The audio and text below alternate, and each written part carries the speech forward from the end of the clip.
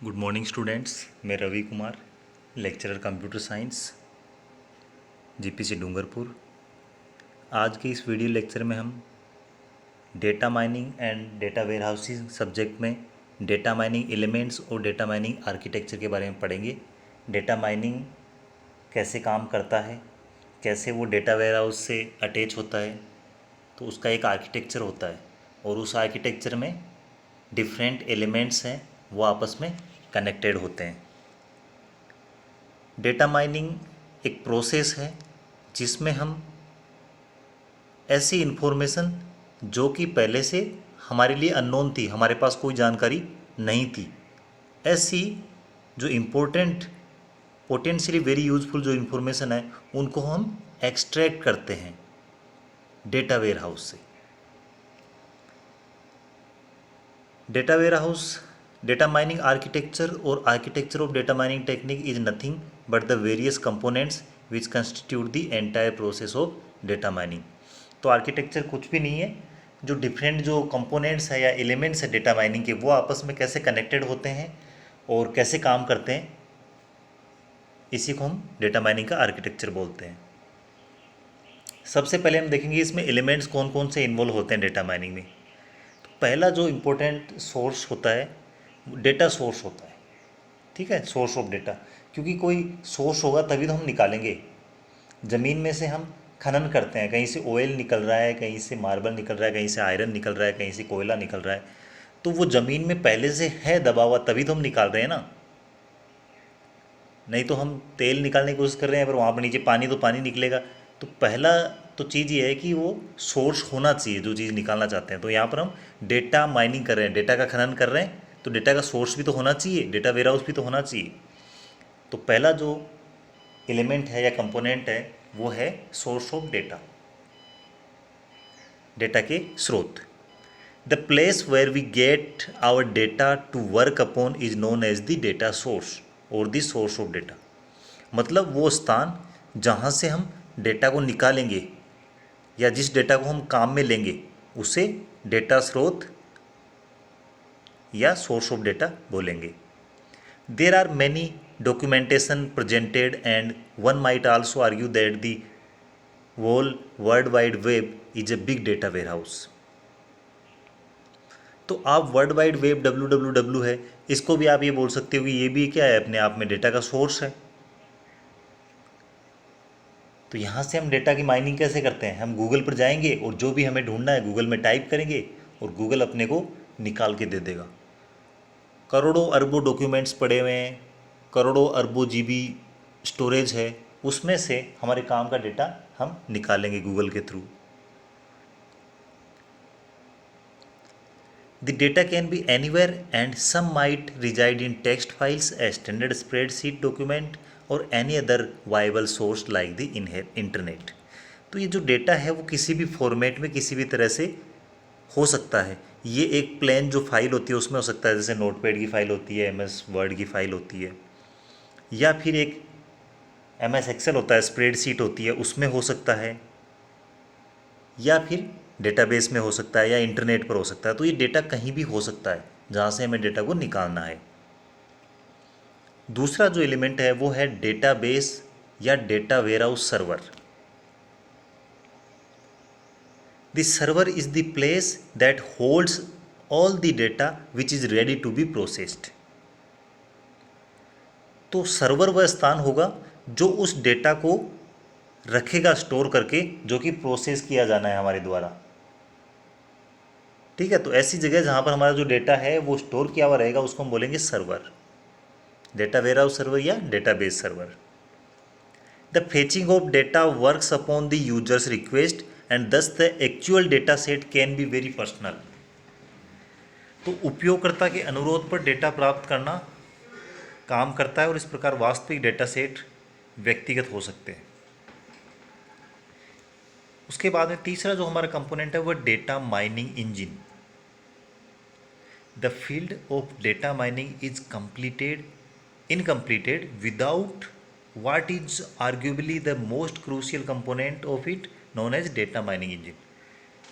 तो डेटा की माइनिंग कर रहे हैं, वो जब तक डेटा माइनिंग इंजन हमारे पास नहीं होगा तो वो अधूरा होगा वो आर्किटेक्चर। ठीक है, जब भी आपको कुछ माइनिंग करनी है, खनन करना है, तो उसकी जो मेन मशीनरी होती है जिसके द्वारा हमें वहाँ से निकाल के प्रोसेस किया जाना है, अगर वो मशीनरी नहीं है तो आप वहाँ से नहीं निकाल सकते। ठीक है, आपको ग्राउंड वाटर को ऊपर लाना है तो आपको क्या एक पंप की ज़रूरत होती है, पावरफुल पंप। अगर आपके पास जब तक वो पंप नहीं है, आप वो पानी नीचे से आप नहीं निकाल सकते। वैसे ही आप माइंस में से मिनरल्स वगैरह कुछ निकालना है तो वहाँ पर जो बड़ी बड़ी मशीनें हमें चाहिए होती है, अगर वो मशीनें नहीं है तो हम माइनिंग नहीं कर पाएंगे। तो वैसे ही डेटा माइनिंग में क्या होता है, डेटा माइनिंग इंजन होता है। अब यहाँ पर इंजन से क्या मतलब है, क्या कोई ऐसी चीज़ है, कोई इंजन है जैसा हमें दिखेगा? देखिए यहाँ पर इंजन से मतलब है एक सॉफ्टवेयर होगा हमारे पास। It usually contains a lot of modules that can be used to perform a variety of tasks.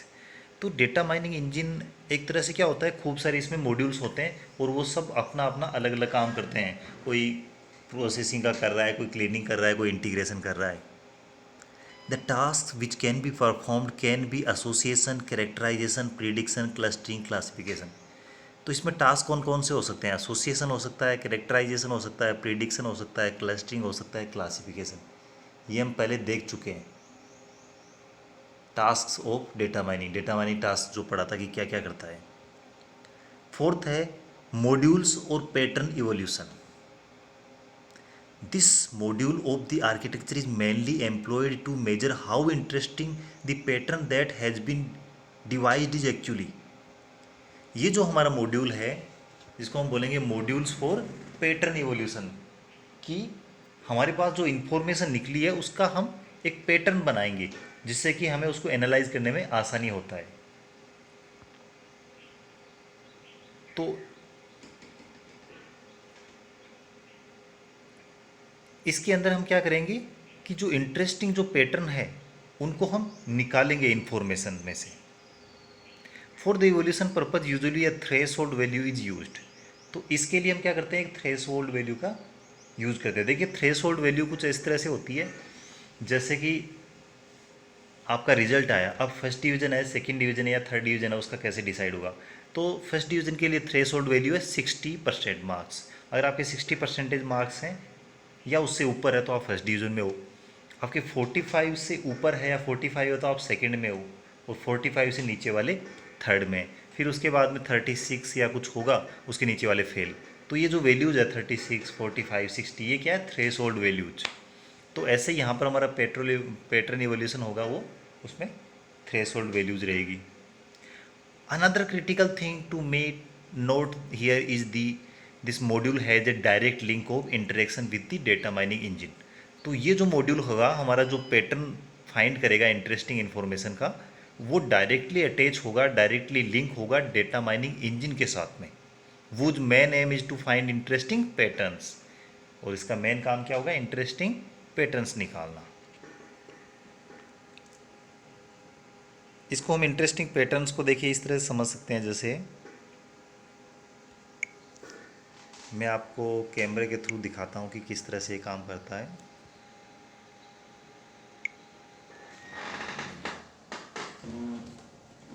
देखिए यहाँ पर क्या है मेरे पास, जैसे एक ये स्प्रेड शीट है, देख सकते हैं आप कंप्यूटर में। ठीक है, डेटा दिखना जरूरी नहीं है, आपको इतना समझ में आ रहा है कि स्प्रेड शीट है। अब देखिए इसमें क्या है, खूब सारी इन्फॉर्मेशन है। तो अगर हमारे पास ये इन्फॉर्मेशन बिल्कुल रो डेटा ऐसा पड़ा हुआ है, वो हमारे समझ में नहीं आएगा। अगर इसी का हम पैटर्न बनाना चाहें, ठीक है, तो इसमें क्या क्लासेज की इन्फॉर्मेशन है कि ई क्लासेज जो चल रही है उनकी इन्फॉर्मेशन है। तो इसका हम पैटर्न कुछ इस तरह से फाइंड आउट कर सकते हैं।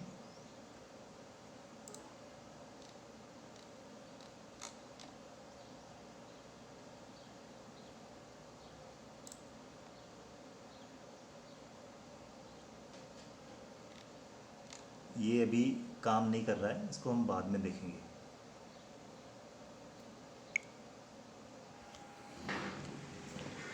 उसके बाद में आता है GUI और ग्राफिकल यूजर इंटरफेस। GUI या ग्राफिकल यूजर इंटरफेस क्या होता है? As the name suggest this module of the architecture is what interact with the user. तो देखिए क्या होता है, अल्टीमेटली डेटा माइनिंग हम किसके थ्रू करते हैं, सॉफ्टवेयर के थ्रू। तो सॉफ्टवेयर के अंदर यूजर है, इंसान है, वो कैसे इंटरेक्ट करेगा, तो दो तरह के इंटरफेस होते हैं, जीयूआई और सीयूआई। जीयूआई में क्या ग्राफिकल यूजर इंटरफेस होता है और सीयूआई में कमांड यूजर इंटरफेस होता है।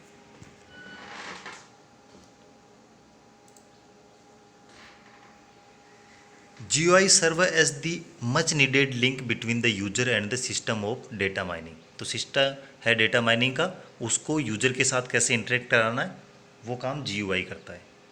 GUI main job is to hide the complexities involving the entire process of data mining and provide the user with an easy to use and understand module which would allow them to get an answer to their queries in an easy to understand fashion।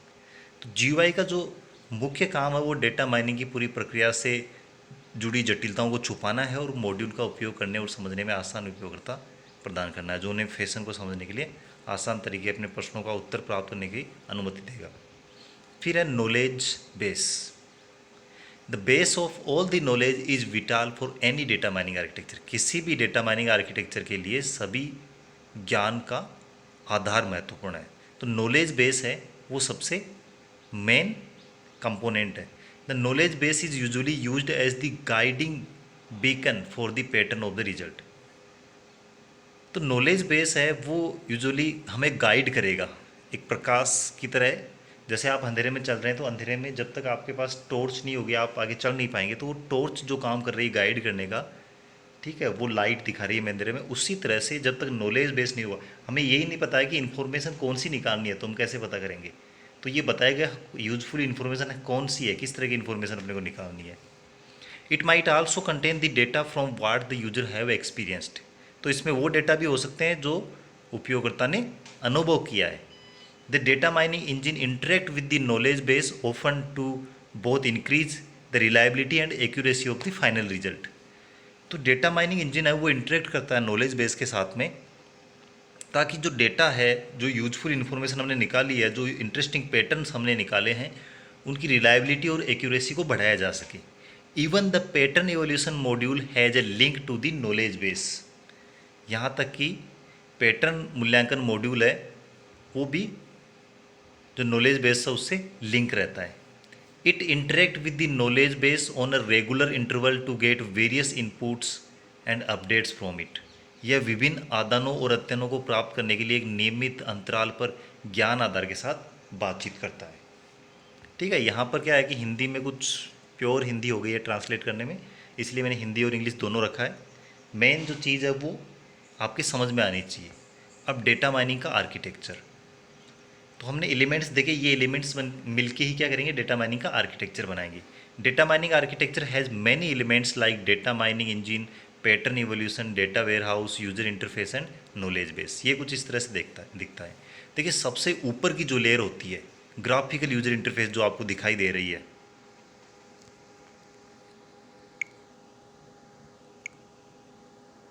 ये जो layer दिख रही है, यहाँ से interact करेगा user. जैसा कि इसमें लिखा हुआ है ग्राफिकल यूजर इंटरफेस।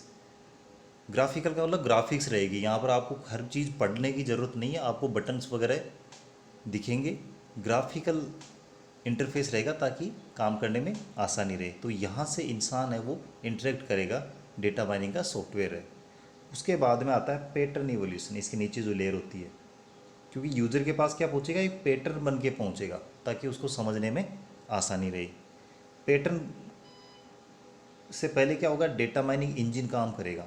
वो डेटा माइनिंग इंजन इंफॉर्मेशन कहाँ से निकालेगा, डेटाबेस और डेटा वेयरहाउस के सर्वर से। और सर्वर के ऊपर इंफॉर्मेशन कहाँ से आ रही है, इसमें डेटाबेस हो सकता है, डेटा वेयरहाउस होगा, वर्ल्ड वाइड वेब हो सकती है। और जैसा कि हमने देखा कि पैटर्न इवोल्यूशन और डेटा माइनिंग इंजन दोनों नॉलेज बेस के साथ में लिंक रहते हैं। ठीक है, अब वापस जो कंपोनेंट्स हैं उनको हम एक बार वापस देखेंगे ताकि आपको ज़्यादा समझ में आए। उससे पहले मैं आपको प्रैक्टिकली कुछ दिखाता हूँ कि कैसे ये काम कर सकता है, करता है कैसे काम।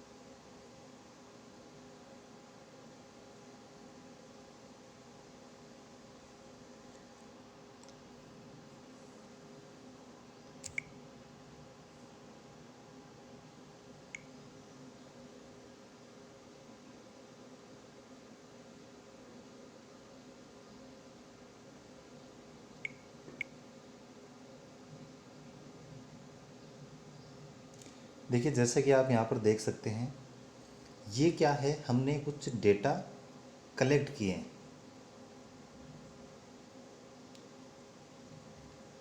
और ये देखिए कहाँ से कलेक्ट किए हैं।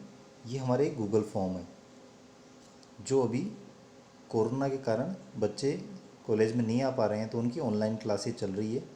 तो ये डेटा फीड करने के लिए है, किस फैकल्टी ने कब क्लास ली, कौन से ईयर में, कौन से ब्रांच में, कौन से सब्जेक्ट की क्लास ली, क्या टॉपिक था और कितनी अटेंडेंस थी। तो ये सब फैकल्टीज हैं और ये कितने भी हो सकते हैं, ज़्यादा से ज़्यादा टीचर्स हो सकते हैं, सैकड़ों भी हो सकते हैं, हज़ारों टीचर्स भी हो सकते हैं, अगर सबका डेटा हम देखें तो अब जो ये डेटा हमारे पास इकट्ठा हो रहा है वो देखिए कुछ इस तरह से होता है।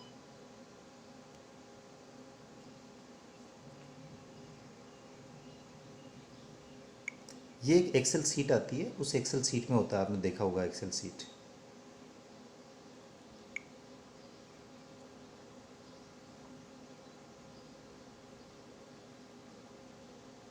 ये कुछ इस तरह से होता है। अब ये हम डायरेक्टली देखेंगे तो हमारी कुछ समझ में नहीं आएगा, तो हम क्या करेंगे, ठीक है। और यहाँ पर जो डेटा माइनिंग का सॉफ्टवेयर एक तरह से क्या है, गूगल की फैसिलिटी है, तो ये गूगल ही हमें दिखा रहा है। तो देखिए ये समरी जो दिखा रहा है, यहाँ पर ऊपर दिखा रहा है कौन सी डेट को कितनी टोटल क्लासेज हुई है। फिर यहाँ फैकल्टी नेम देख सकते हो आप, और किस फैकल्टी की कितनी परसेंटेज कंट्रीब्यूशन है क्लासेज के अंदर। फिर यहाँ ब्रांचेज में देख सकते हो कि कौन सी ब्रांच है, उसमें कितनी क्लासेज हुई है। यहाँ आप ईयर में देख सकते हैं कि कौन से ईयर की कितनी क्लासेज हुई है। अभी जैसे आप देख सकते हो कि यहाँ सेकेंड ईयर और थर्ड ईयर का दिखा रहा है, क्योंकि फर्स्ट ईयर में अभी एडमिशन नहीं हुए हैं। ये सब्जेक्ट कोड दिखा रहा है, कौन से सब्जेक्ट कोड की कितनी क्लासेज है, या टॉपिक्स जो कवर हुए। तो ये क्या है, पैटर्न्स है। देखिए समझने में आसानी हो रही है। ये ऊपर वाला जो पाई चार्ट दिख रहा है आपको, सर्किल दिख रहा है, बिल्कुल ऐसा आपने क्रिकेट मैच में भी देखा होगा कि कौन सा प्लेयर है वो कौन से साइड में। जैसे यहाँ पर देखिए 20% आ रहा है ब्लू कलर में, तो कोई बैट्समैन है वो इधर मान लो ज़्यादा रन इस साइड में बनाता तो वो बताएंगे 20% रन इस साइड में बनाए। ठीक है, तो ऐसे हर एक फील्ड के अंदर आप, ये सब्जेक्ट में भी हो सकता है कि आपका रिजल्ट आया तो आपके 5 सब्जेक्ट है तो उसमें दिखा दिया उसके अंदर, ठीक है, कितना किसका योगदान। मतलब इससे पैटर्न से क्या होता है, ये सारी पैटर्न से देखिए अलग अलग ये पैटर्न्स हैं, तो इससे हमें समझने में आसानी होती है। तो डेटा माइनिंग में भी क्या करते हैं, ऐसे ही पैटर्न्स फाइंड आउट करते हैं।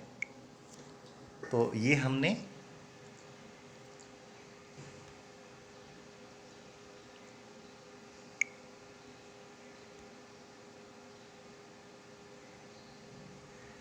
ये आर्किटेक्चर देख लिया। सबसे ऊपर ग्राफिकल यूजर इंटरफेस, उसके बाद में पैटर्न इवोल्यूशन, फिर डेटा माइनिंग इंजन, फिर डेटाबेस सर्वर, और उसके बाद में नीचे डेटाबेस और नॉलेज बेस है वो पैटर्न इवोल्यूशन और डेटा माइनिंग इंजन दोनों से अटैच रहता है।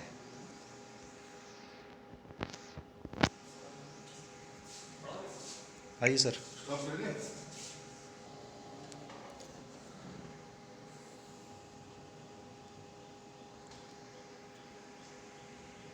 डेटा माइनिंग इंजन हमने देखा कि डेटा माइनिंग इंजन क्या होता है। Data mining engine is the core component of data mining process which consist of various modules that are used to perform various task like clustering, classification, prediction and correlation analysis. Pattern evolution, pattern evolution is responsible for finding various patterns with the help of data mining engine. Data warehouse, data warehouse is a place which store information collected from multiple sources under unified schema. Information stored in a data warehouse is critical to organizations for the process of decision making. User interface, user interface provides communication between user and data mining system. It allows user to use the system easily even if user doesn't have proper knowledge of the system. Knowledge base, knowledge base consists of data that is very important in the process of data mining. Knowledge base provides input to the data mining engine which guides data mining engine in the process of pattern search. तो ये हमारा था data mining का architecture और data mining के components या elements. मुझे उम्मीद है कि आपको समझ में आया होगा। फिर भी आपको कोई डाउट है या आपके सुझाव हो तो आप कमेंट कर सकते हैं। आपको वीडियो पसंद आया तो हमारे चैनल को सब्सक्राइब कीजिए, बेल बटन को क्लिक करेंगे तो आपको नए वीडियोज़ के नोटिफिकेशन प्राप्त होते रहेंगे और आप अपने फ्रेंड्स के साथ में इसको शेयर भी कर सकते हैं। Thank you very much.